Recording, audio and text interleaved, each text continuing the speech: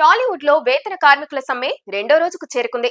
30% వేతనాలు పెంచాల్సిందే అని సినీ కార్మికులు భీష్మించుకొని కూర్చోడం, నిర్మాతలు కూడా కాస్త కూడా వెనక్కి తగ్గకపోవడంతో టాలీవుడ్ లో షూటింగ్లు ఎక్కడికక్కడ ఆగిపోయాయి. ఈ సమస్యని గట్టెక్కించే బాధ్యత టాలీవుడ్ పెద్దల్లో ఒకరైన మెగాస్టార్ చిరంజీవిపై పడింది. ఇప్పుడు టాలీవుడ్ లోని ప్రముఖ నిర్మాతలంతా ఈ రోజు సాయంత్రం మెగాస్టార్ చిరంజీవిని కలుసుకొని తమ సమస్య విన్నవించుకోనున్నారు. ఈ విషయంపై చిరు మధ్యవర్తిత్వం వహించే అవకాశాలు కూడా కనిపిస్తున్నాయి. చిరు గనక ఈ సమస్యను సెటిల్ చేస్తే టాలీవుడ్ కి సంబంధించిన ఓ పెద్ద సమస్య కొలిక్కి వచ్చినట్టే. లేదంటే ఈ సమ్మె వల్ల నిర్మాతలు మరింత ఇబ్బంది పడాల్సి వస్తుందనటంలో ఎలాంటి సందేహం లేదు. రీ రిలీజుల్లో కూడా రికార్డులు కొల్లగొట్టడం ఎలాగో సూపర్ స్టార్ మహేష్ బాబుకి బాగా తెలుసు. మహేష్ బాబు నుంచి వచ్చిన రీ రిలీజ్లన్నీ బాక్స్ ఆఫీస్ దగ్గర మంచి వసూళ్లు అందుకున్నాయి. ఫస్ట్ రిలీజ్ లో ఫ్లాప్ అయిన కలేజా కూడా రీ రిలీజ్ లో మంచి వసూళ్లు అందుకుంది. ఇప్పుడు ఆగస్టు 9న అతడు చిత్రాన్ని రీ రిలీజ్ చేస్తున్న సంగతి తెలిసిందే. త్రివిక్రమ్ దర్శకత్వంలో వచ్చిన అతడు సినిమాకు కల్ట్ ఫ్యాన్స్ ఉన్నారు. బుల్లితెరపై వందల సార్లు టెలికాస్ట్ అయినా కూడా ఈ సినిమాకు రికార్డు టీఆర్పీలు వస్తూనే ఉంటాయి. రీ రిలీజ్ లో కూడా ఈ సినిమా కొత్త రికార్డులు సృష్టించడం ఖాయంగా కనిపిస్తుంది.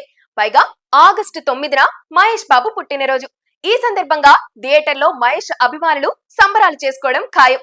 ఇప్పటికే బుక్ మై షోలో అతడు తన తడాకా చూపిస్తున్నాడు. ఆగస్టు 9న కొత్త సినిమాలు కూడా రావడం లేదు. ఇప్పటికే రిలీజ్ అయిన కింగ్డమ్ వసూళ్లపై కూడా అతడు గట్టిగా ఎఫెక్ట్ చూపించే అవకాశం కనిపిస్తుంది. రీ రిలీజ్ లో అత్యధిక వసూళ్లు సాధించిన చిత్రంగా అతడు చిత్రాన్ని నిలపాలన్నది మహేష్ అభిమానుల ఆశ. ఆ రికార్డు కలెక్షన్లు ఎంతన్నది మరికొద్ది రోజుల్లో తేలిపోతుంది. ఆగస్టు 14న బాక్సాఫీస్ దగ్గర పెద్ద వార్ జరగబోతుంది. ఓవైపు వార్ 2 రిలీజ్ అవుతుంటే మరోవైపు రజనీకాంత్ కూలీ విడుదలకు సిద్ధమైంది. ఈ రెండు సినిమాలపై భారీ అంచనాలున్నాయి. ఆగస్టు 14న బాక్సాఫీస్ దద్దరిల్లడం ఖాయమని ట్రేడ్ వర్గాలు ఇప్పటికే ఓ అంచనాకొచ్చేశాయి.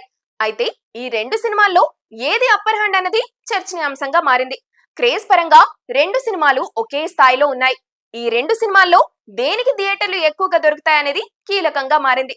తెలుగు రాష్ట్రాల్లో అయితే కూలీకి కాస్త ఎడ్జ్ ఉండే అవకాశాలు ఉన్నాయని టాలీవుడ్ వర్గాలు చెబుతున్నాయి. అయితే ఎన్టీఆర్ ఫ్యాన్ బేస్ గురించి ప్రత్యేకంగా చెప్పాల్సిన అవసరం లేదు.